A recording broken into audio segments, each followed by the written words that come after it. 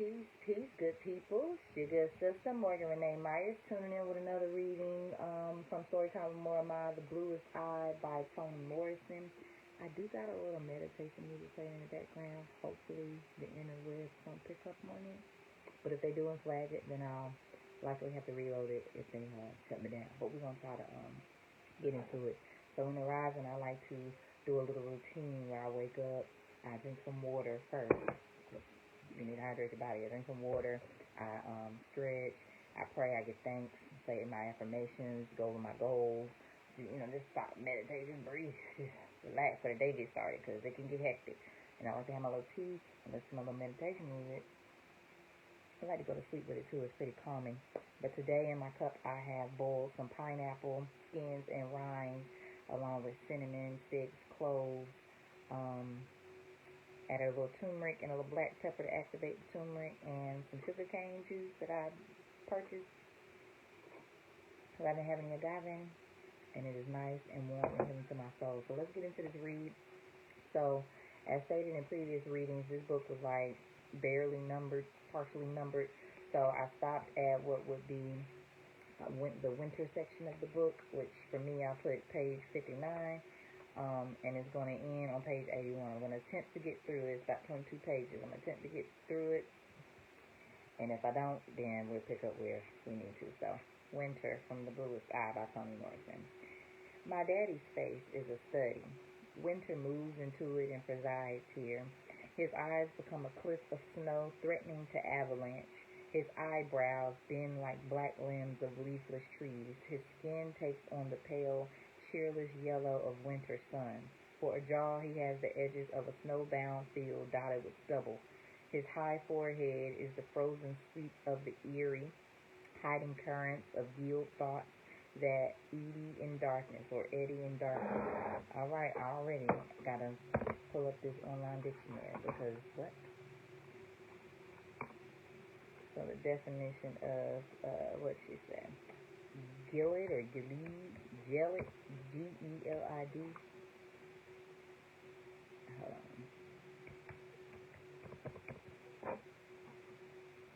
Icy, extremely cold. How you pronounce it? Jelly. Okay. Let me just find the track of it. Going back to that jelly. Jelly. The jelly pond. The icy, extremely cold pond. Okay. So it says, these are some pretty interesting description. For his jaw, he has the edges of a snowbound field dotted with stubble. My goodness. His high forehead is the frozen sweep of the eerie, hiding currents of gelid or icy cold thoughts that eddy in darkness. What's eddy? What do you think eddy means? A circular movement of water counter to a main current causing a small whirlpool. Okay. That eddy in darkness, that whirlpool in darkness. Oh, wow. Okay. Wolf killer turned hawk fighter. He worked night and day to keep one from the door and the other from under the windowsills. A Vulcan guarding the flames, he gives us instructions about which doors to keep closed or open for proper distribution of heat, laying kindling by, discusses qualities of coal, and teaches us how to rake, feed, and bank the fire. And he will not unrazor his lips until spring. Winter tightened our heads with a band of cold and melted our eyes. We put pepper in the feet of our stockings, Vaseline on our faces, and stared through dark icebox mornings at four stewed prunes, slippery lumps of oatmeal, and cocoa with a roof of skin. But mostly we waited for spring, when there could be gardens. By the time this winter had stiffened itself into a hateful knot that nothing could loosen, something did loosen it, or rather someone. A someone who splintered the knot into silver threads that tangled us, netted us, made us long for the dull chase of the previous boredom. This disruptor of seasons was a new girl in school named Maureen Peel, a high yellow dream child with long brown hair braided into two lynch ropes that hung down her back. She was rich, at least by our standards, as rich as the richest of the white girls, swallowed in comfort and care. The quality of her clothes threatened to derange Frida and me. Patent leather shoes with buckles, a cheaper version of which we got only at Easter and which had disintegrated by the end of May. Fluffy sweaters the color of lemon drops, tucked into skirts with pleats so orderly they astounded us. Brightly colored knee socks with white borders, a brown velvet coat trimmed in... Brightly colored knee socks with white borders, a brown velvet coat trimmed in white rabbit fur, and a matching muff. There was a hint of spring in her sloe green eyes. Hold on now. Sloe spelled S-L-O-E. What does that mean? Another term for blackthorn. What's a blackthorn? A small bluish black fruit of the blackthorn with a sharp sour taste. Okay, so slow, describing some type of, let's see, what is a synonym for slow? Oh, it's really talking about, okay, this black thorn berry. So it's giving like it looks like a blueberry, like a dark blue, dark purple. Okay. So brightly colored knee socks with white borders, a brown velvet coat trimmed in white rabbit fur, and a matching muff. There was a hint of spring in her sloe green eyes. The sloes are blueberry black, so what is... Okay, I'm gonna let Toni have that. Sloe green eyes, something summery in her complexion, and a rich autumn ripeness in her walk. What a description. She enchanted the entire school. When teachers called on her, they smiled encouragingly. Black boys didn't trip her in the halls. White boys didn't stone her. White girls didn't suck their teeth when she was assigned to be their work partners.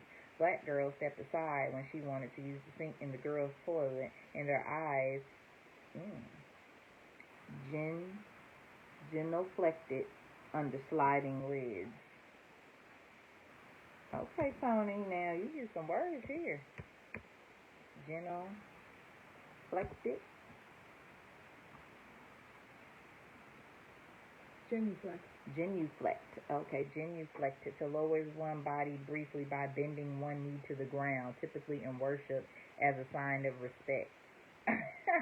Not they genuflected. And their eyes genuflected under silent, sliding lids. She never had to search for anybody to eat within the cafeteria. They flocked to the table of her choice, where she opened fastidious lunches, shamming our jelly-stained bread with egg salad sandwiches cut into 4 dainty squares, pink frosted cupcakes, stalks of celery and carrots, proud dark apples. She even bought and liked white milk. Let me look up fastidious.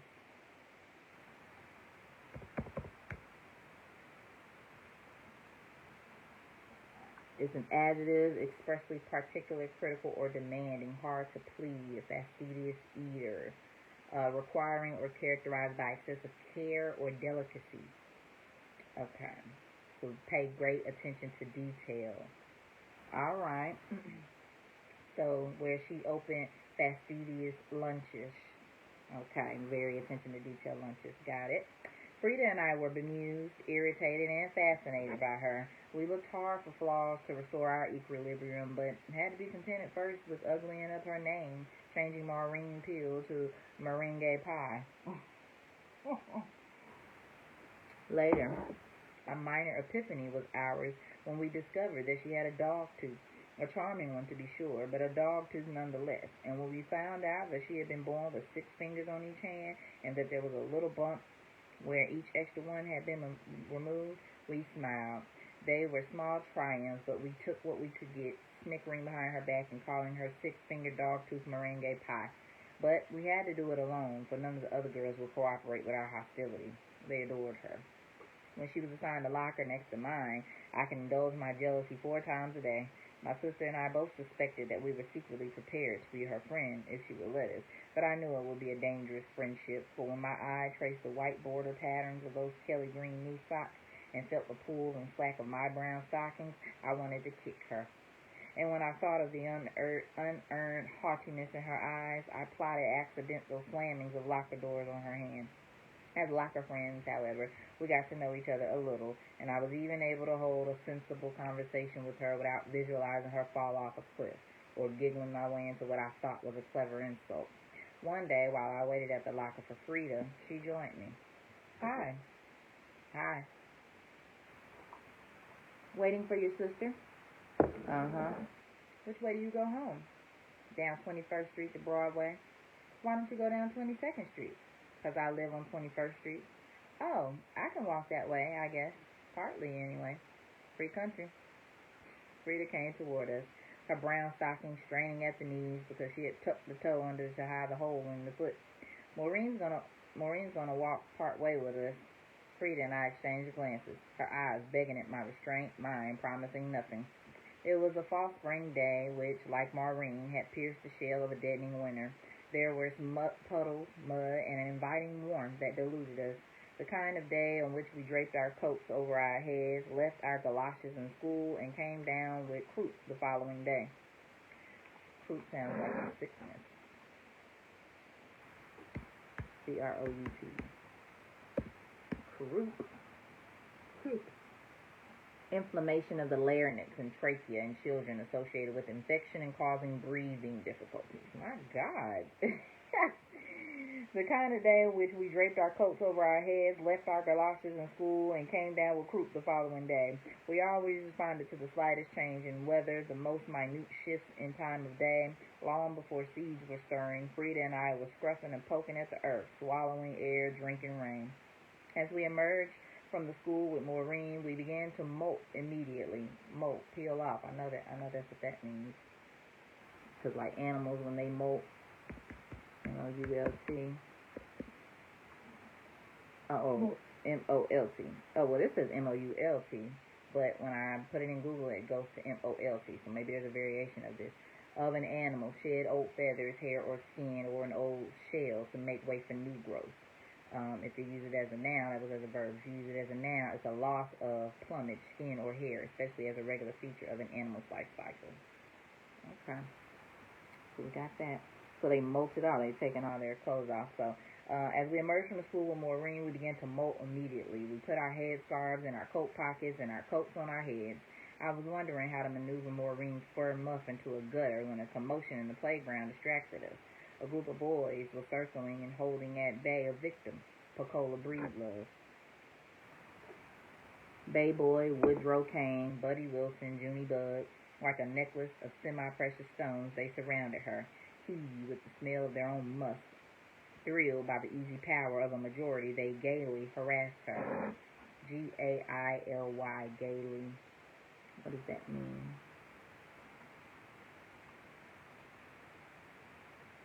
G-A-I-L-Y.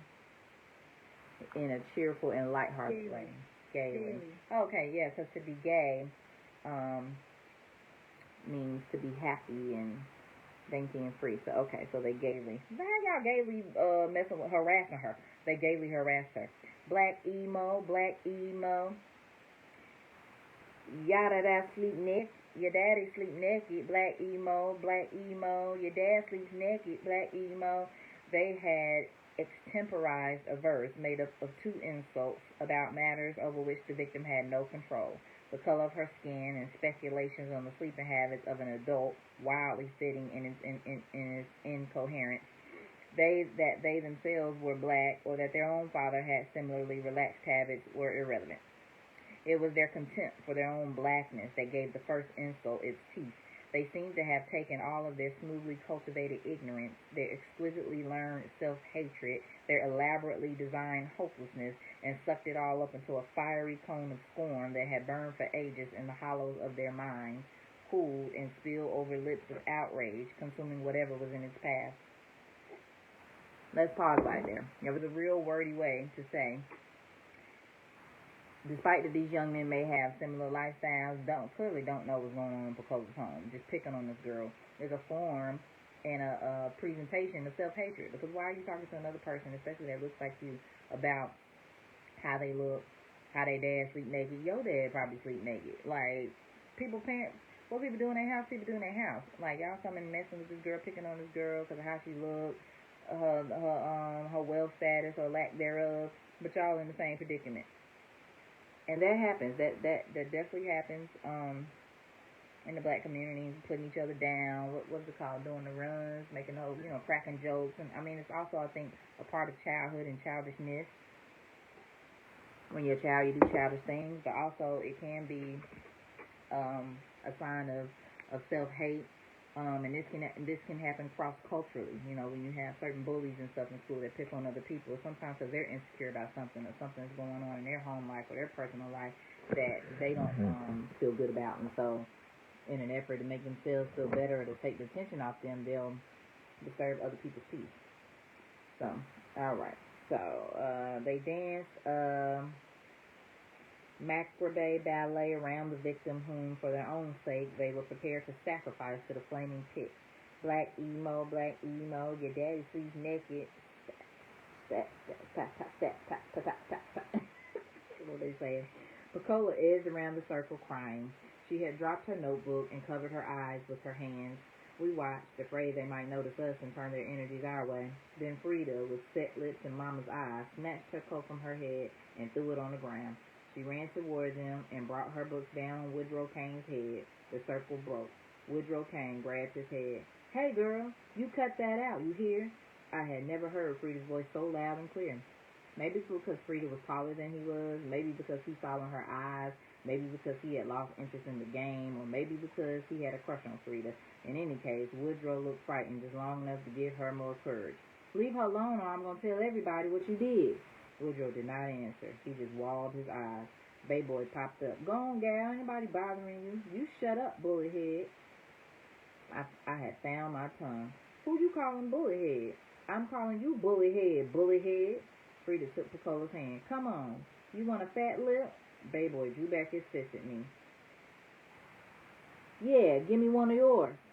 "You gonna get one." Maureen appeared at my elbow, and the boys seemed reluctant to continue under her springtime eyes so wide with interest. They buckled in confusion, not willing to beat up three girls under her watchful gaze. So they listened to a budding male instinct that told them to pretend we were unworthy of their attention. "Come on, man.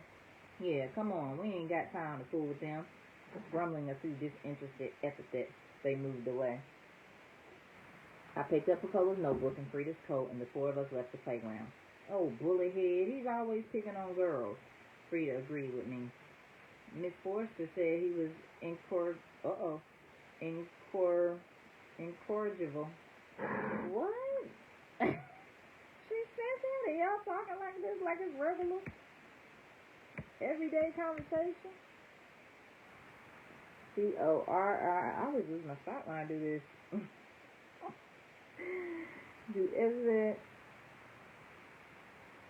Okay. Incorrigivial.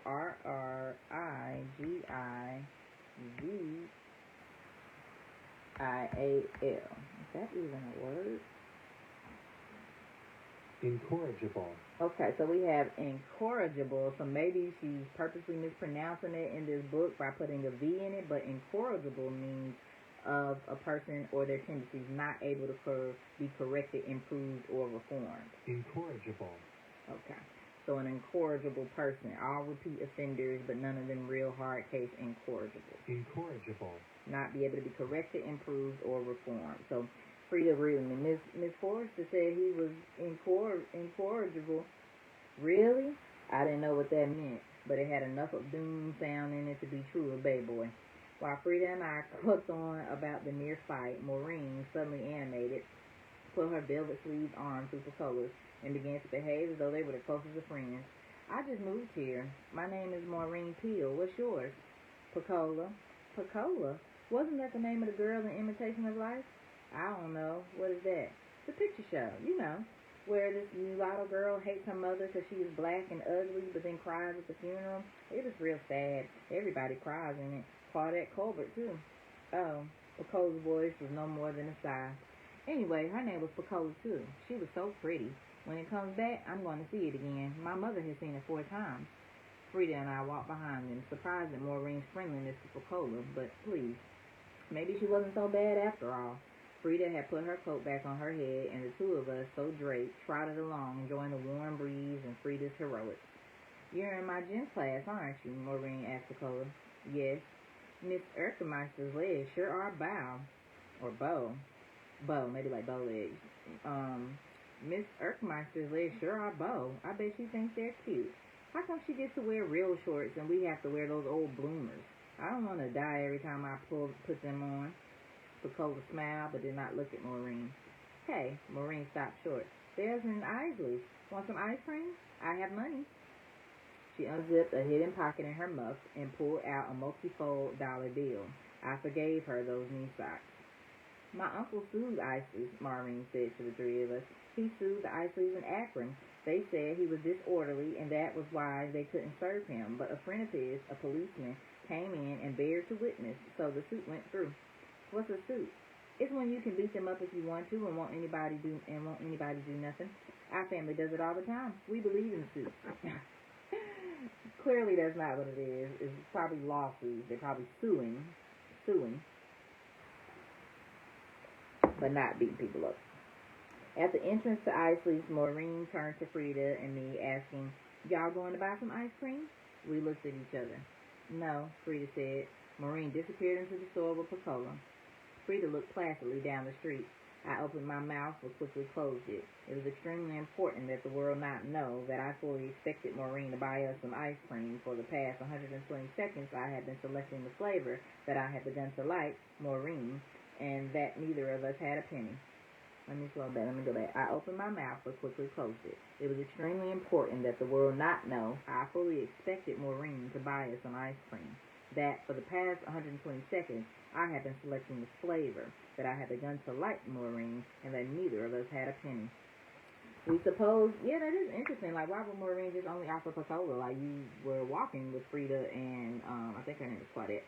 So now Pecola about to get beat up, and now I'm putting y'all best friends and you buying her ice cream, not the whole group. You know they ain't got no money. We suppose Maureen was being nice to Pecola because of the boys, and we were embarrassed to be caught, even by each other, thinking that she would treat us, or that we deserved it as much as Pecola did. The girls came out. Pecola had 2 dips of orange pineapple, Maureen with black raspberry. You should have got some, she said. They had all kinds. Don't eat down to the tip of the cone, she advised Pecola.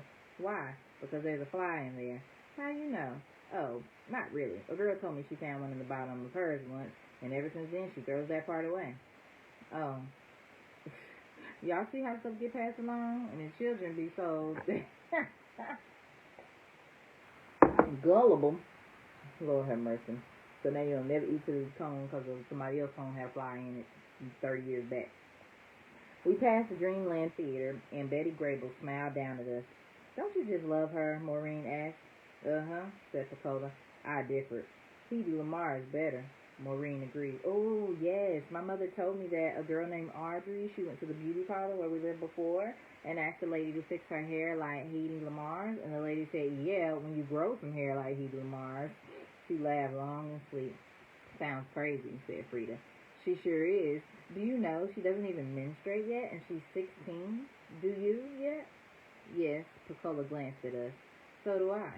Maureen made no attempt to disguise her pride. 2 months ago I started. My girlfriend in Toledo, where we lived before, said when she started hers, she was scared to death, thought she had killed herself. Do you know what it's for? Pecola asked the question as though hoping to provide the answer herself. For babies. Maureen raised 2 pencil-stroke eyebrows at the obviousness of the question. Babies never blood when they are inside of you, and if you are having a baby, then you don't menstruate. But when you're not having a baby, then you don't have to save the blood, so it comes out. How do babies get the blood? Asked Pecola. Through the lifeline, you know, where your belly button is. That is where the lifeline grows from and pumps blood to the baby. So she's probably attempting to say lifeline. And that cord that she's speaking of in real life anatomy, not the way this country girl talking, it's called an umbilical cord. And so when a child is inside a mother's stomach or her womb, there is a lifeline. The baby's in an embryonic sac, and there's this tube that is connected to that sac that is also connected to the mom. And when the baby is born, that umbilical cord is still attached to the placenta that the mom has to push out. And so they cut that from the baby's belly button and out, and from the mom, and yeah. All right. So she said lifeline. That is where the lifeline grows from and pumps the blood to the baby. Well, if the belly buttons are to grow lifelines to give the baby blood and only girls have babies, how come boys have belly buttons? Maureen hesitated. I don't know, she admitted. But boys have all sorts of things they don't need. Her tinkling laughter was somehow stronger than our nervous one. She curled her tongue around the edge of the cone, scooping up a dollop of purple that made my eyes water. We were waiting for a stoplight to change. Maureen kept scooping the ice cream from around the cone's edge with her tongue. She didn't bite the edge, as I would have done. Her tongue circled the cone. Pecola had finished hers. Maureen evidently liked her things to last. While I was thinking about her ice cream, she must have been thinking about her last remark, where she said to Pecola, "Did you ever see a naked man?" Pecola blinked, then looked away. No. Where would I see a naked man? I don't know. I just asked. I wouldn't even look at him, even if I did see him. That's dirty. Who wants to see a naked man? Pecola was agitated. Nobody's father would be naked in front of his own daughter, not unless he was dirty too. I didn't say father, I just said a naked man. Well, how come you said father? Maureen wanted to know. Who else would she see, dog tooth? I was glad to have a chance to show anger, not only because of the ice cream, but because we had seen our own father naked and didn't care to be reminded of it and feel the shame brought on by the absence of shame. He had been walking down the hall from the bathroom into his bedroom and past the open door of our room. We had lain there wide-eyed. He stopped and looked in, trying to see in the dark room whether we were really asleep or was it his imagination that open eyes were looking at him. Apparently, he convinced himself that we were sleeping. We moved away, confident that his little girls would not lie open-eyed like that, staring. When he moved on, the dark took only him away, not his nakedness. That stayed in the room with us, friendly-like. I'm not talking to you, said Maureen. Besides, I don't care if she sees her father naked. She can look at him all day if she wants to. Who cares? You do, said Frida. That's all you talk about. It is not. It is so. Boys, babies, and somebody's naked daddy. You must be boy crazy. You better be quiet. Who's gonna make me? Frida put her hand on her hip and jutted her face toward Maureen. You already made. Mammy made. You stopped talking about my mama. Well, you stopped talking about my daddy. Who said anything about your old daddy? You did. Well, you started it. I wasn't even talking to you. I was talking to Pecola. Yeah, about seeing her naked daddy. So what if she did see him? Pecola shouted. I never saw my daddy naked. Never. You did too, Maureen snapped. Bayboy said so. I did not. You did. I did not. Did. Your own daddy too. Pecola tucked her head in, a funny, sad, helpless movement, a kind of hunching of the shoulders, pulling in of the neck as though she wanted to cover her ears. You stop talking about her daddy, I said. What do I care about her old black daddy? Asked Maureen. Black? Who you calling black? You. You think you're so cute. I swung at her and missed, hitting Pecola in the face. Girl, don't sit down somewhere. Furious at my clumsiness, I threw my notebook at her, but it caught her in the small of her velvet back, for she had turned and was flying across the street against traffic. Safe on the other side, she screamed at us, I am cute, and you ugly. Black and ugly black emos. I am cute. She ran down the street, the green knee socks making her legs look like wild dandelion stems that had somehow lost their heads. The weight of her remarks stunned us, and it was a second or two before Frida and I collected ourselves enough to shout, Six-fingered dog-tooth meringue pie! We chanted this most powerful of our arsenals of insults as long as we could see the green fins and rabbit fur. Grown people frowned at the three girls on the curbside, two with their coats draped over their heads, the collars framing the eyebrows like nuns' habits, black garters showing where they dipped the tops of brown stockings that barely covered the knees. Angry faces nodded like dark cauliflowers. Pecola stood a little apart from us, her eyes hinged in the direction in which Maureen had fled. She seemed to fold into herself like a pleated wing. Her pain antagonized me. I wanted to open her up, crisp her edges, ram a stick down that hunched and curving spine, force her to stand erect, and spit the misery out on the street. But she held it in where it could lap up into her eyes. Frida snatched her coat from her head. Come on, Claudia. Bye, Pecola. We walked quickly at first, and then slower, pausing every now and then to fasten garters, tie shoelaces, scratch, or examine old scars. We were sinking under the wisdom, accuracy, and relevance of Maureen's last words. If she was cute, and if anything could be believed, she was. then we were not. And what did that mean? We were lesser, nicer, brighter, but still lesser. Dolls we could destroy, but we cannot destroy the honey voices of parents and aunts, the disobedience in the eyes of our peers, the slippery light in the eyes of our teachers when they encountered the more ring pearls of the world. What was the secret? What did we lack? Why was it important, and so what? Guileless and without vanity, we were still in love with ourselves then. We felt comfortable in our skins, enjoyed the news that our senses released to us, admired our dirt, cultivated our star, and could not comprehend this unworthiness. Jealousy we understood and thought natural, a desire to have what somebody else had, but envy was a strange new feeling for us. And all the time we knew that Maureen Peel was not the enemy and not worthy of such intense hatred. The thing to fear was the thing that made her beautiful and not us. The house was quiet when we opened the door. The acrid smell of simmering turnips filled our cheeks with sour saliva. "Mama!" There was no answer, but sound of feet. Mr. Henry shuffled part of the way down the stairs. One thick, hairless leg leaned out of his bathrobe. "Hello there, Greta Garbo. Hello, Ginger Rogers." We gave him the giggle he was accustomed to. "Hello, Mr. Henry. Where's Mama?" "She went to your grandma's. Left word for you to cut off the turnips and eat some graham crackers till she got back. Lay in the kitchen." We sat in silence at the kitchen table, crumbling the crackers into anthills. In a little while, Mr. Henry came back down the stairs. Now he had his trousers on under his robe. "Say, wouldn't you all like some cream?" "Oh, yes, sir. Here's a quarter. Go on over to Isley and get yourself some cream. You've been good girls, ain't you?" His light green words restored color and day. "Yes, sir. Thank you, Mr. Henry. Will you tell Mama for us if she comes?" "Sure, but she ain't due back for a spell." Coatless, we left the house and had gotten all the way to the corner when Frida said, "I don't want to go to Isley's." "What?" "I do want ice cream." "I don't want ice cream. I want potato chips." "They got potato chips at Isley's." "I know, but why go all that long way? Miss Bertha got potato chips." "But I want ice cream." "No, you don't, Claudia." "I do too." "Well, you go on to Isley's, I'll go to Miss Bertha's." "But you got the quarter, and I don't want to go all the way up there by myself." "Then let's go to Miss Bertha's. You like her candy, don't you?" "It's always stale, and she always runs out of stuff. Today is Friday. She orders fresh on Friday. And then that crazy old soaphead Church lives there." "So what? We're together. We'll run if he does anything to us." "He scares me." "Well, I don't want to go up by Isley. Suppose Meringue Pie is hanging around. You want to run into her, Claudia?" "Come on, Frida. I'll get candy." Miss Bertha had a small candy, snuff, and tobacco store. One brick room sitting in her front yard. You had to peep in the door, and if she wasn't there, you knocked on the door of her house and back. This day, she was sitting behind the counter reading the Bible in a tube of sunlight. Frida bought potato chips, and we got 3 Powerhouse bars for 10 cents and had a dime left. We hurried back home to sit under the lilac bushes on the side of the house. We always did our candy dance there, so Rosemary could see us and get jealous. The candy dance was a humming, skipping, foot-tapping, eating, smacking combination that overtook us when we had seats.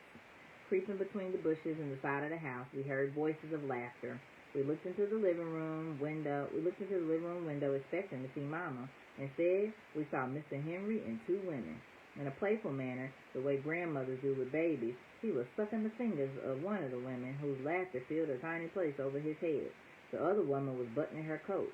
We knew immediately who they were, and our flesh crawled.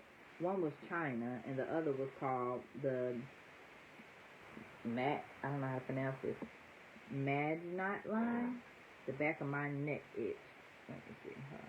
Maginot.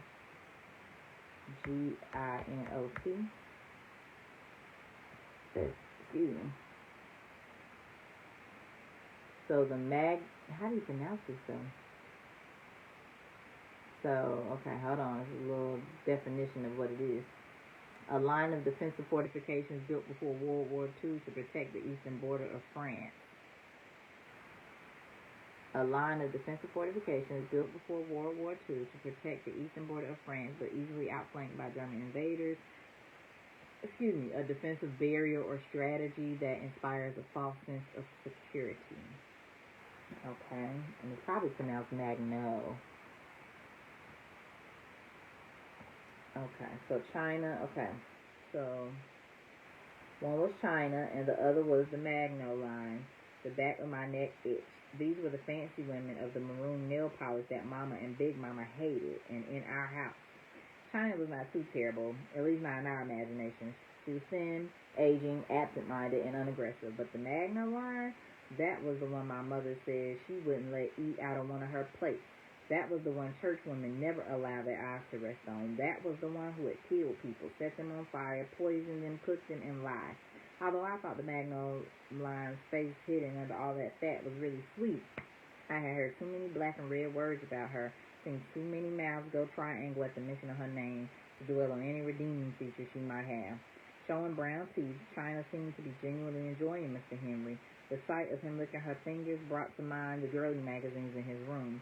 A cold wind blew something in me, lifting little leaves of terror and obscure longing. I thought I saw a mild lonesomeness across the face of the Magno line, but it may have been my own image that I saw in the slow flaring of her nostrils, in her eyes that reminded me of waterfalls and movies about Hawaii. The Magno line yawned and said, "Come on, China, we can't hang in here all day, then people be home soon." She moved toward the door. Frida and I dropped to the ground, looking wildly into each other's eyes. When the women were some distance away, we went inside. Mr. Henry was in the kitchen, opening a bottle of pop. "Back already?" "Yes, sir." "Cream all gone?" His little teeth looked so kindly and helpless. Was that really our Mr. Henry with China's fingers? "We got candy instead." "You did, huh? Oh, sugar-tooth Greta Garbo." He wiped the bottle sweat and turned it up to his lips, a gesture that made me uncomfortable. "Who were those women, Mr. Henry?" He choked on the pop and looked at Frida. "What you say?" "Those women," she repeated, "who just left. Who were they?" "Oh," he laughed, a grown-up getting ready to lie laugh. We knew well. "Those were some members of my Bible class. We read the scriptures together, and so they came to read with me." "Oh," said Frida. I was looking at his house slippers to keep from seeing those kindly teeth frame a lie. He walked toward the stairs and then turned back to us. Better not mention it to your mother. She don't take to so much Bible study and don't like me having visitors, even if they're good Christians." "No, sir, Mr. Henry, we won't." He rapidly mounted the stairs. "Should we?" I asked. "Tell Mama?" Frida sighed. She had not even opened her powerhouse bar or her potato chips, and now she traced the letters on the candy wrappers with her fingers. Suddenly, she lifted her head and began to look all around the kitchen. "No, I guess not. No plates are out." "Plates? What are you talking about now?" "No plates are out. The Magno line didn't eat out of one of Mama's plates. Besides, Mama would just fuss all day if we told her." We sat down and looked at the graham cracker anthills he had made. "We better cut off the turnips. They'll burn, and Mama will whip us," she said. "I know, but if we let them burn, we won't have to eat them." "Hey, what a lovely idea," I thought. "What you want, a whipping and no turnips, or turnips and no whipping?" "I don't know. Maybe we could burn them just a little so Mom and Daddy can eat them, but we can say we can't." "Okay." I made a volcano out of my anthill. "Frida, what? What did Woodrow do that you was going to tell?" "Wet the bed. Mrs. Kane told Mama he won't quit." "Oh, nasty." The sky was getting dark. I looked out the window and saw snow falling. I poked my finger down into the mouth of my volcano, and it toppled, dispersing the gold grains into little swirls. The turnip pot crackled. All right, so that's the end of that first part of winter. I stopped at what would be page 81, where it says, "See the cat, it goes meow meow, come and play," and all that. So we'll pick up at another time. Thank y'all for tuning in. Have a good rest of y'all day.